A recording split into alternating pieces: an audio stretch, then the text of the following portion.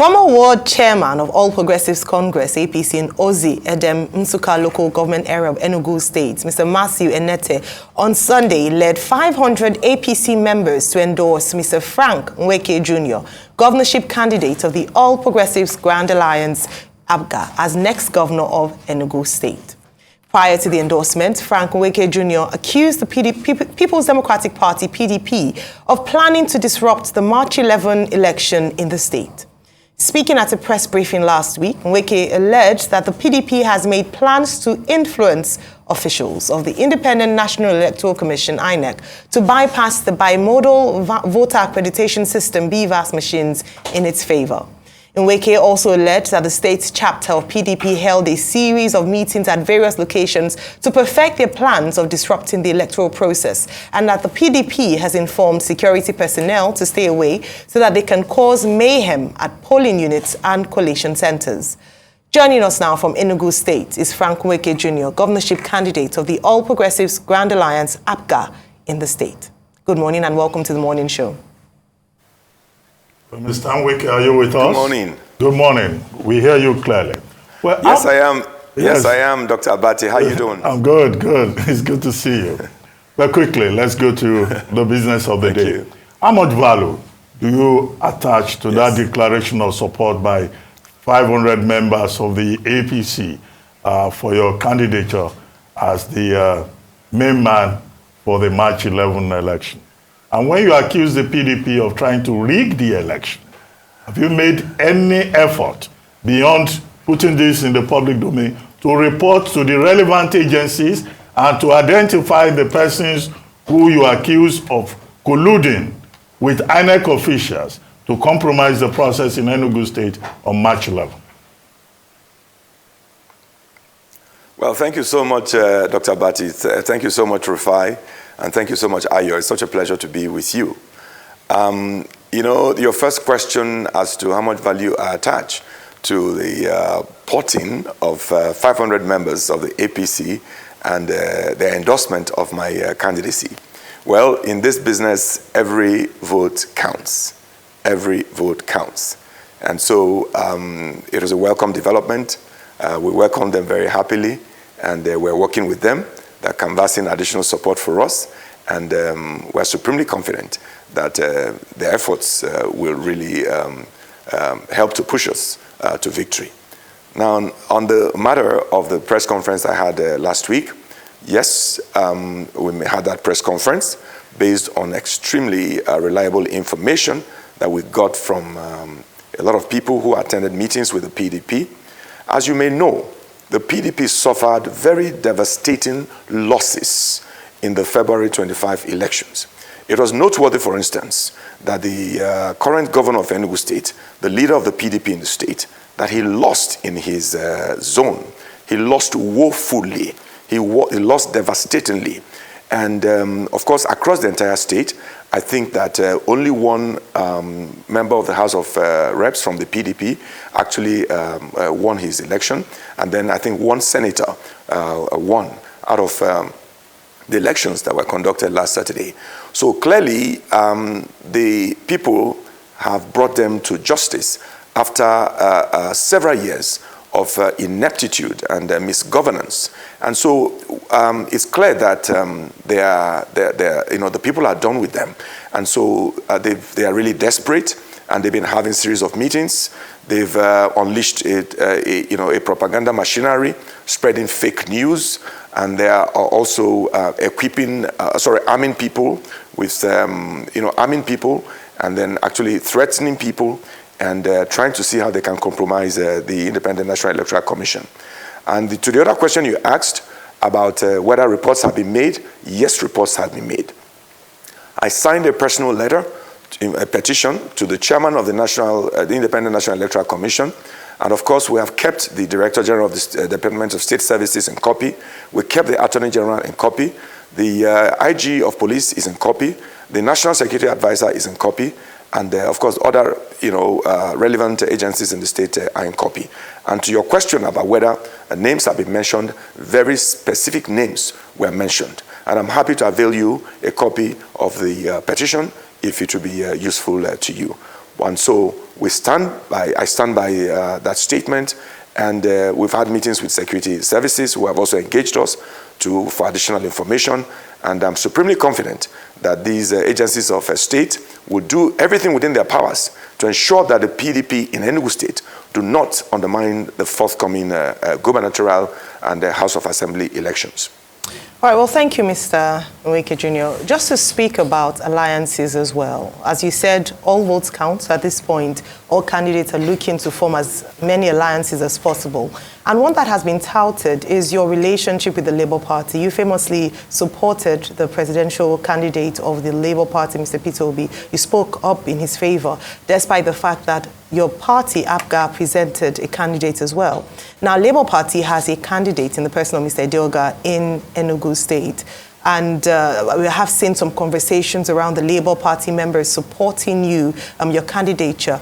What is the current state of your relationship with the Labour Party? Is there a possibility of them collapsing their structure in Enugu State to back you as their candidate?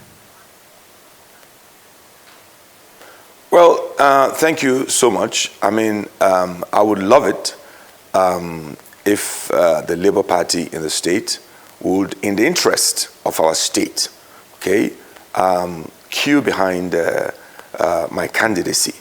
I believe that with the greatest respect to other candidates from other parties, I believe that I alone, that I am the best and the most qualified for this job at this time, that I'm the best prepared, I'm the most experienced to really address the critical challenges that face us in Enugu State today. These are challenges of water supply, very, very poor road infrastructure, significant insecurity, the lack of payment of pensioners, the lack of payment of gratuities to retirees, the very high unemployment, and of course, the poor sanitation in the state. I believe that I'm the best placed. So I would welcome such, such support from the Labour Party. But let me be very, very clear, right? For me, my support for the candidacy of His Excellency Governor Peter Obi, the presidential candidate of Labour Party, was based on his person, his track record, what he did in Anambra State as a former governor, and the fact that, in my judgment, he, amongst the frontline candidates, had the capacity, he had the character, he had the competence, he has the compassion to actually provide the leadership Nigeria needs at these very, very challenging times. So it was about him. It was not about his party. And of course, you know that, like me as well, he hadn't been in the Labour Party for much longer than I have been in APGA. But I think in a way where we are in this country today, let us move away from this party business. Let us look at individuals who have the preparation, who have the discipline, who have the track record, who have the capacity and the competence to provide leadership, rather than focusing on parties, which you and I know come for two for a penny. And so if you look at what is happening, how do you differentiate between members of the PDP and the APC, for instance? What is the differentiation? Oh, you don't get it here, then you move to the other side. That is what it is. And irrespective of which of these parties is there, what we've seen is very inept leadership. We've seen unbridled corruption. That is what we've seen. But at least on the basis of Governor Peter Obi's, His Excellency Governor Peter Obi's track record, it was really easy for people to mobilize around him. And because of the hope that he projected, the hope that he represented. And that's what it is for me. Right. So a lot of people are looking, the first question will be, a lot of people are looking that you're going up against a very formidable opponent in Mr. Mba of the PDP. I mean, how are you going to work your will through? Because he's also coming in with a lot of experience, in the oil and gas sector, entrepreneur and all of that. Secondly, will be the problems on ground in Enugu. Enugu used to be a bastion of glory back in the days, but it's no longer the case. I mean, in colonial days, Enugu, there was potable pipe-borne water, but now that's no longer the case in Enugu. It's a shadow of itself. There was a lot of opportunity. In fact, the colliery mines, that where the famous Iva Valley incident happened, was a massive employment job creation tool for Enugu that time, as the heartland of eastern Nigeria. But today, there's massive unemployment among the young people in Enugu, and there's this mindset as regards going to Lagos to look for opportunities, and it's plummeting away that economic hub Enugu ought to be. What are you going to do as regards all of these problems? And what's your outlook as regards your opponent? You're going up against Mr. Obada. He's equally as experienced as you. He's got, a lot of cash to push around this election system, and he's got the experience too, like you cite you have. Well, thank you so much, Rufai. I think in a way, I wish I could engage you as my spokesperson, because, the way you've laid out the issues, it shows clearly that you understand what is going on in our state. And let me reiterate the fact that I honor and respect my opponents, other candidates of other parties. I honor each and every one of them. But I reiterate the fact that none of them has had the wide experience that I've had across sectors. From the time I started as a consultant to Government on Economic Affairs, to the time that I became State Coordinator of the Community County Council, to the time that I was appointed Chief of Staff, to the time that I was nominated as a Minister for Intergovernmental Affairs and Special Duties, and subsequently as Minister for Intergovernmental Affairs, Youth Development and Special Duties, to the time that I became Minister for Information and National Orientation, and to the time that I served as Minister for Communications. And of course, I went back to school to take a second master's degree in public administration and strategic management from the Harvard Kennedy School, to the time I returned and served for 5 years as the Director General of the Nigerian Economic Summit Group, where I left a solid legacy of advocacy and good advisory to the Jonathan and the Yar'Adua administration. And then to the other works I do in the civic sector, and talking about investment, talking about entrepreneurship. Of course, I honor the achievements of my opponents, but I am invested in media, I'm invested in fintech, I'm invested in construction, and the way I've chosen to structure my interests is a matter of personal choice. But I also have very solid, very, very solid background in the private sector as well. Now, you laid out very nicely the situation in Enugu.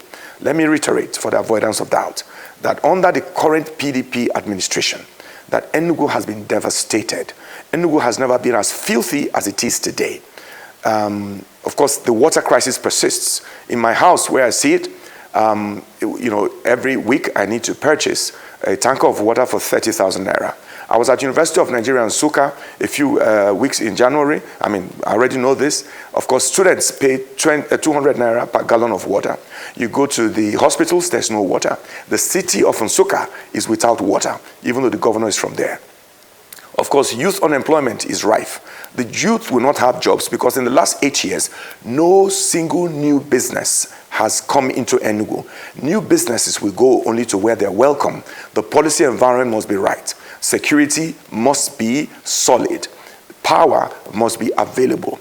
Regulation must be predictable. Taxation, it must not have multiple taxation. The judiciary must function. All of these things are absent, and so businesses cannot come. And until businesses are able to come, you cannot provide jobs for the youth. Of course, even the existing businesses are leaving. They are living in droves, and this is verifiable. They are living in droves because the operating environment is just not conducive. So one of the things I must do urgently when I'm sworn in as governor is to restore security, right? To make sure that the policy environment is predictable, it is solid, it is consistent, to make sure that we do something about power supply, to make sure that multiple taxation is completely eliminated, and to make sure that you provide leadership. And more than anything else, my word will be my bond. Under the current PDP administration, even members of their party know that this leadership is unreliable. This leadership is untrustworthy. You cannot take a word of what they say. And the last but not the least is rife corruption. Express and open demands for patronage before even people can set up businesses in Enugu.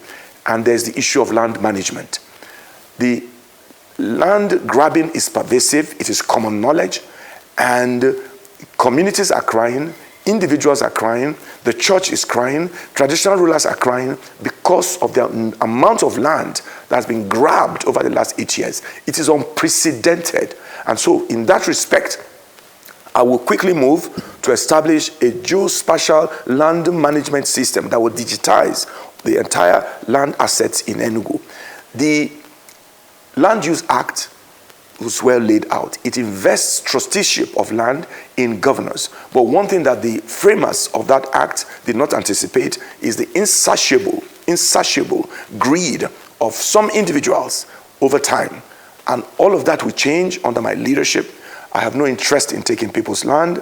I have no interest in selling land from my office. I have no interest in taking things that don't belong to me. I have no interest in dipping my hand into the public treasury. And the difference is going to be very, very clear. Wow. Any commissioner for lands under my watch that is not able to ensure that land title is provided within 2 weeks has no business being in my government. And we will make this happen.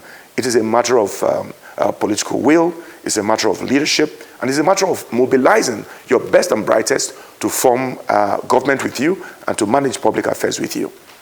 Anyway, it's interesting listening to you, outlining your public career profile. But the interesting part of it is that you achieved all of that as a member of the PDP. From 1999 in Enugu State all the way to Abuja where you became minister. And now today, you are against the same PDP. I find it curious that it's the PDP that you are actually worried about. Because when you look at the election, the presidential election in Enugu State, it was the Labour Party that did so well. Took about 7 House of Rep seats, took about 1 seat in the Senate. And Chijioke Edeoga, the candidate of the Labour Party, is expecting that he will benefit from that momentum will be sustained. Have you adverted your mind to that? The second leg is Ifeanyi Ugwuanyi. He's a member of, G5. So he didn't quite support his own party in that election. But the G5 governors, they say when it comes to local election, they will go back to their PDP. So could that also be a factor, or you think it's immaterial where Ifeanyi Ugwuanyi stands in the matter?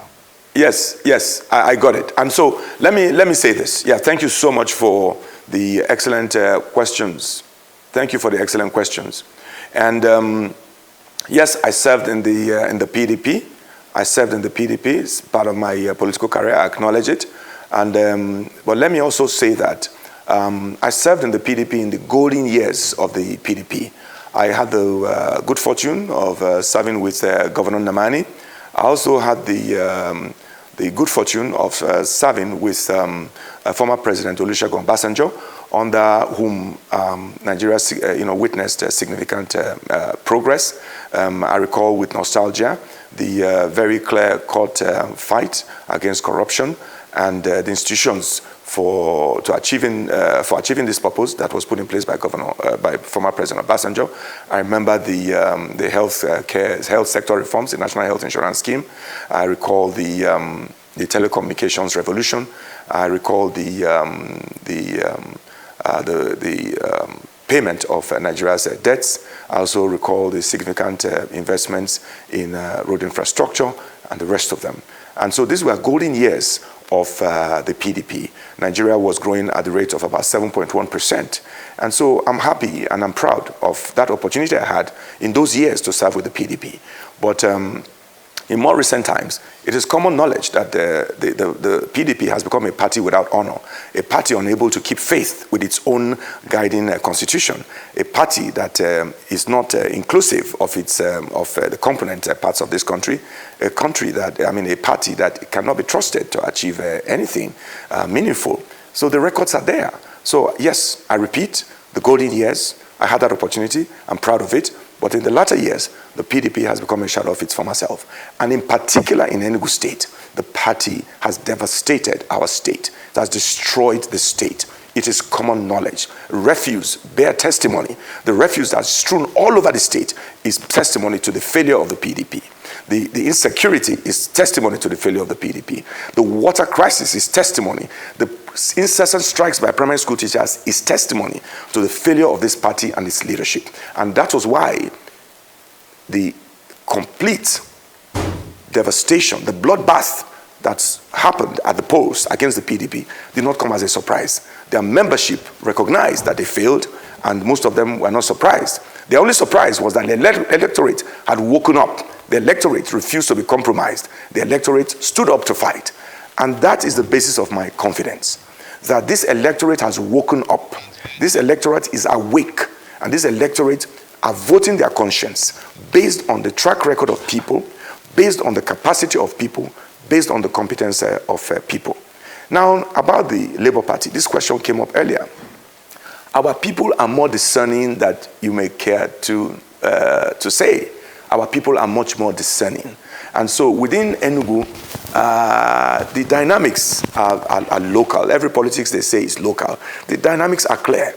And so I don't have an issue with that, and I'm supremely confident I'll be sworn in as governor of Enugu State on the basis of the mandate that I'll receive from the people of Enugu, as being the most competent, as being the most prepared, on the basis of my character, on the basis of my track record, and on the basis of the manifesto that I have put forth on how to provide water, on how to provide road infrastructure, on how to provide health infrastructure, on how to ensure youth employment, on how to expand our tech and innovation sector, on how to really expand our agricultural sector to improve food security. So all of these things are clear, are there. And I have been on the streets, I've been in the markets, I've been making a solid case, and our people have listened to me. And I'm confident that I have majority of them on my side. So another thing I want to talk about is just certain new sectors that we must, step on very, very aggressively. This is the film sector, entertainment, tourism and hospitality. These are areas that we are working very hard to ensure that once I'm sworn in, all these areas will receive priority attention: hospitality and tourism, sports development. Well, these are areas where we believe provide us opportunity to really create jobs for our young people and help them to dream again and give them hope again, which has actually been destroyed in the last 8 years by the current PDP-led government. Well, on that note, we'd like to thank you very much, Mr. Frank Nweke Jr., and wish you well as you go to the polls on Saturday.